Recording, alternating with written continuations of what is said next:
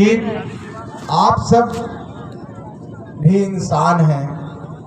हमारा जो परिवार है, हम लोग भी इस धरती के, इस पृथ्वी के मानव हैं। जितना सबको अधिकार है उतना अधिकार हमको भी होना चाहिए, क्योंकि हम भी लोकतंत्र में उतना ही वोट देने के अधिकारी हैं जितना प्रबुद्ध लोग, जिनको आप कहते हैं बड़े लोग, वो भी हैं। लेकिन क्या कारण है कि हम लोग पिछड़ चुके हैं, हम लोग अभी भी आगे नहीं बढ़ पाए हैं। हम लोग में आज भी बहुत सारी कमियां हैं। आज जब मैं आया था आवेदन के माध्यम से, मुझे इतनी पत्र मिला आपके द्वारा और करीब 25-30 की संख्या में आवेदन मुझे मिला है, और एक ही समस्या सभी आवेदन में है। लगता है किसी एक ही भाई ने सबका आवेदन भी लिखा है, और वो जमीन संबंधी समस्याएं हैं। और आप ये आवेदन में आपकी व्यथा, आपका जो अंदर से जो कुढ़न है, आपकी जो चिंता है, आपकी जो कष्ट है, वो इसमें दरअसल नजर आता है, झलकता है। और इस बात को भी मैं कहता हूं कि जो आवेदन मैं पढ़ रहा था उसमें आप सभी ने जिला पदाधिकारी महोदय को संबोधित करके मुझे आवेदन दिया है। आपको मुझे संबोधन करना चाहिए था, लेकिन आप निश्चिंत रहिए, आपने जिला पदाधिकारी को किया है। मैं यहाँ से जाते ही जिला पदाधिकारी से भी बात करूंगा और एक लेटर माननीय मुख्यमंत्री जी को भी लिखूंगा, यहाँ के कंसर्न जो मंत्री हैं इस विभाग के, उनको भी लिखूंगा। जो समस्या आपको है, हम लोग उसको पूरा करने की पूरी कोशिश करेंगे।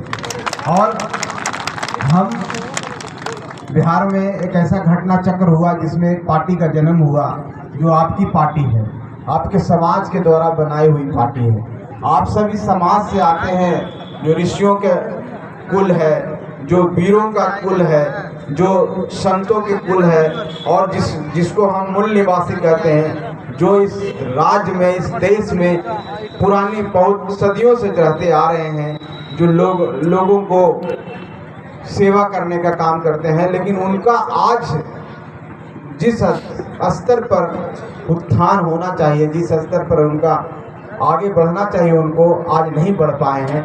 ये कहीं न कहीं सोच का विषय है, और ये सब मिलकर के हम लोग को आगे बढ़ना होगा। सब मिल करके हम लोगों को इस कमी को दूर करना होगा, सबको मिल करके हम लोगों को इस समस्याओं का समाधान करना होगा। और बिहार में हम लोग कोशिश कर रहे हैं, यूपी में भी जो इस क्षेत्र, बिहार के आसपास का क्षेत्र है, हम लोग निश्चित तौर पर आप सबके बीच में आएंगे। और चेतराम मांझी जी जैसे हम लोग एक प्रतिनिधि यहाँ मिले हैं, मैं उनको साधुवाद देता हूँ, और उनको मेरी शुभकामना भी है कि आप जहाँ भी हैं, जिस पार्टी को आप मानते हैं, जिस संस्था को आप मानते हैं, जहाँ पर आप हैं, अपने लोगों की आप सेवा कर रहे हैं। और यही सबसे बड़ा धर्म है। इंसान जिस समाज में जन्म लेता है, उस समाज के प्रति उसका भी एक कर्तव्य होता है, और उस कर्तव्य का निर्वहन हर इंसान को अच्छे तरीके से करना चाहिए, और आप कर रहे हैं, और आपके पीछे हम लोग खड़े हैं। हम ये नहीं कह रहे हैं, लेकिन हम इतना ही कहेंगे साथियों, कि जिसका कोई पहचान नहीं होता है उसको कोई नहीं पूछता है, जिसकी कोई वजन नहीं होता है, जिसकी आवाज़ों में दम नहीं होता है, उसको कोई नहीं पूछता है। आप देखे होंगे भौरा जी की आवाज़ में कितना दम है। ये अपनी आवाज़ से आप सबको झुमा दिए। आपकी भी आवाज़ों में दम निकलना चाहिए, और उसके लिए एक संगठन का निर्माण होना चाहिए। और उस संगठन आप चेतराम मांझी जी की अगुवाई में बनाइए। इनके पास एक संगठन भी है, और उस संगठन को मजबूत कीजिए। जैसा कि मुझे बताया गया, और पूर्व के वक्ता शंकर मांझी जी बोले, चितराम जी बोल रहे थे कि उत्तर प्रदेश में हमारे वनवासी भाइयों की संख्या 22 लाख के करीब है। और सिर्फ वनवासी भाई नहीं, मुसहर समाज के लोग नहीं, और भी समाज के जो लोग हैं, नट समाज के हैं, जिसको हम लोग बिहार में महादलित की संज्ञा देते हैं। अगर ऐसे करेंगे तो हम करोड़ों में हमारी संख्या हो जाएगी। और हमारी जब इतनी संख्या है तो हम पिछड़े हुए क्यों हैं? हम क्यों हक के लिए अभी भी किसी को ताक रहे हैं, किसी की तरफ ताक रहे हैं, किसी के लिए गिड़गिड़ा रहे हैं, भीख मांग रहे हैं? हम सबको एक हो जाना होगा, और एक होने के लिए आप किसी भी मंच को चुन सकते हैं। अपने साथियों को आगे बढ़ाइए, चाहे वो किसी भी संस्था से आते हो, किसी भी पार्टी से आते हो, अगर आपके बीच में खड़े होते हैं, आपके बीच में आते हैं, तो आपको ताकत देना ही होगा।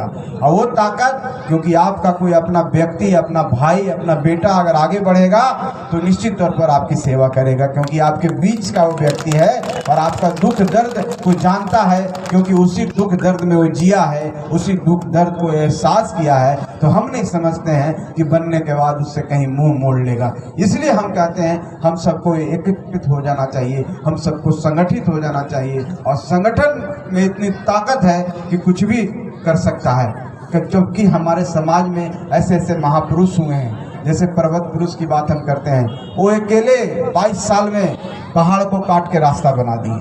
तो हम तो उनके वंशज हैं, हम उनके आने वाले खानदान, हमारे खानदान जब ऐसे ऐसे लोग हैं, तो हम क्यों नहीं उनसे प्रेरणा लेके आगे बढ़ सकते हैं। तो आदमी जब मानसिक रूप से अपने आप को समझ लेता है कि हम कमज़ोर हैं, तो उसी हिसाब से वो काम करने लगता है। हमको कभी अपने आप को कमज़ोर नहीं करना चाहिए। हमको अपनी ताकत, अपने जो क्षमता है, उस पर हमेशा हम लोग को गर्व करना चाहिए, और वो गर्व करके एक होकर के आगे काम करना चाहिए। हम लोग बिहार में, उत्तर प्रदेश में, अब पूरे भारतवर्ष में, जैसा कि हमारे फौजी भाई बोल रहे थे कि हम लोगों को अनुसूचित जाति में हैं, कहीं पर अनुसूचित जाति में भी नहीं है, तो हम सब मिल करके एक प्रयास करना है, और हम लोग को एक ऐसा संगठन बनाना है जो पूरे भारतवर्ष में एक होना चाहिए, और उस संगठन के माध्यम से हम लोग निकले और अनुसूचित जनजाति का दर्जा इस समाज को मिले, इसके लिए लड़ाई लड़ना चाहिए। और जो भी व्यक्ति आगे आएगा, संतोष मांझी उसके पीछे खड़ा रहेगा, हर तरह से उसके पीछे खड़ा रहेगा। हम लोग की भी मुहिम है, हम लोग की पार्टी की भी एक मुहिम है कि हम लोग भी बाबा साहेब को भारत रत्न की उपाधि दिलाएं, और एक साथी हम लोग के बीच में आगे निकले हैं, इनको हम लोग को भरपूर सहयोग करना चाहिए। 5 तारीख को यात्रा कर रहे हैं, जहां भी जाएं इनके साथ हुजूम के साथ चलिए। ये दर्शाना चाहिए, दिखना चाहिए कि बनवासियों में दम है। जब तक ये नहीं दिखेगा तब तक आवाज दिल्ली तक नहीं जाएगी साथियों। तो यही एकता हम लोग को दिखाना है, इस संगठन का एकता दिखाना है, अपने समाज का एकता दिखाना है। और जहां भी बुलाया जाए, जितने भी प्रबुद्ध साथी हैं जो पढ़ लिख गए हैं, जैसे ईश्वर दयाल मुसहर के तरह के लोग हैं, हमारे प्रेम भुइयां हैं, हमारे श्रवण मांझी हैं, ऐसे अनगिनत कितने भी नौजवान हैं, सबको एक साथ हर जगह उपस्थित होकर अपनी बातों को बुलंद करनी चाहिए। और जब तक अपनी बातों को नहीं बुलंद कीजिएगा, किसी की कान पर जू नहीं लगेगी। जहाँ तक चेतराम जी का संबंध है, और जहाँ तक यहाँ उत्तर प्रदेश का है, मैं अपने आप को सौभाग्यशाली समझता हूं कि आज इस धरती पर आया हूं, और आगे भी आऊंगा, कुशीनगर भी जाऊंगा, और आपके घरों में जाके, आपके गांव में जाके, आपके बीच में बैठ करके आपकी बातों को, आपकी दुख दर्द को सुनूंगा।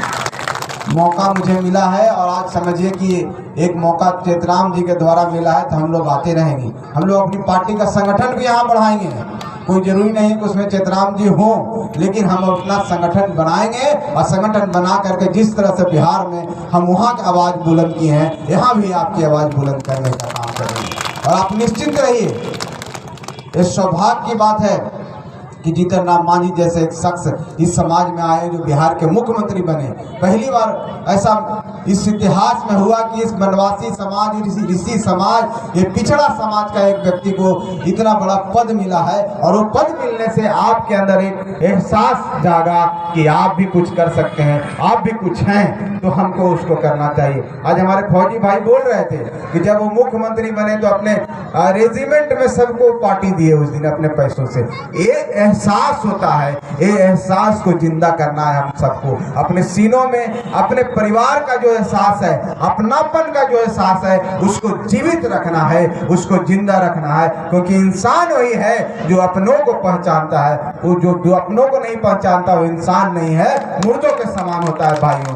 इसलिए एहसास को अपने सीने में हमेशा दबाए रखे, और हमेशा कहीं भी कोई आपका समाज का व्यक्ति, आपका समाज का बेटा कहीं भी अच्छा कर रहा है, तो किसी भी माध्यम से, चाहे फेसबुक का माध्यम हो, सोशल मीडिया हो, चाहे कहीं भी कोई गायकी के माध्यम हो, हर जगह हम लोग को उनकी आवाज़ को आवाज़ में आवाज़ मिला के उनकी आवाज़ को और जोर से प्रेरित करना है, उसको उत्प्रेरण देना है, जिसको कैटलिस्ट कहते हैं, ताकि आवाज़ और तेज हो जाए और आवाज़ इतनी दूर तक जाए। कोई नहीं कह सकता है कि बनवासी समाज पिछड़ा हुआ समाज है, कमजोर समाज है, उसको कोई घरों से निकाल सकता है, ऐसी बात नहीं है। आप निश्चिंत रहिए, आपके लिए हम लोग साथ में हैं। और जहाँ तक हमारे भाई आप सबका प्रतिनिधित्व कर रहे हैं चेतराम जी, मैं आपसे और आज सभा में मैं कहना चाहता हूँ कि आपके लिए जो भी लड़ाई हम लोग को लड़ना होगा, आपके हक के लिए, आपके अधिकार के लिए और आपका उचित सम्मान मिलने के लिए, जो सम्मान आपको मिलना चाहिए था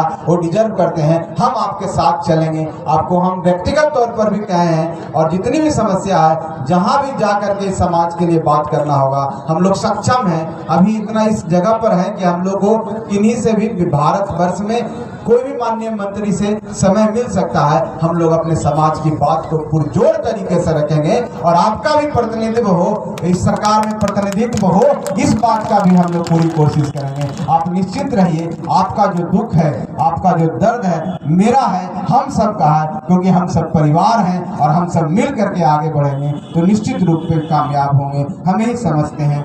जहाँ तक शिक्षा की बात है, सब साथियों ने बोला है, सबको शिक्षित होना ही चाहिए। हम लोगों को एक रोटी कम खानी चाहिए, एक शाम कम खाना नहीं खाना चाहिए, लेकिन अपने बच्चों को शिक्षित कर देना होगा। जब तक आप शिक्षित नहीं करेंगे, आप आगे नहीं बढ़ेंगे। यही सबसे बड़ा हथियार है, गरीबों के लिए सबसे बड़ा हथियार है। अमीरों के लिए नहीं है, अमीर के पास पैसा है, अमीर अगर नहीं भी पढ़ेगा तो बिजनेस कर लेगा, कुछ भी कर लेगा, लेकिन गरीब के पास एक ही हथियार है, एक ही सफलता की चाबी है, चाहे विकास की चाबी है, वो शिक्षा है। और शिक्षा को ग्रहण कीजिए और अपने बच्चों को पढ़ाइए लिखाइए। और उन नौजवानों को हम कहना चाहते हैं आज के मंच के माध्यम से, जो आप बढ़ गए हैं इस समाज में, आगे बढ़ गए हैं, पढ़ लिख गए हैं, इस जगह पर पहुंच चुके हैं कि आपको अच्छी शिक्षा मिली है और आप अपने बच्चों को भी अच्छी शिक्षा दे रहे हैं। अपने अगल बगल के साथियों के ऊपर भी ध्यान दीजिए, क्योंकि जब तक समाज के लोग अपने समाज के उन गरीबों की तरफ नहीं ध्यान देंगे, तब तक समाज आगे नहीं बढ़ेगा।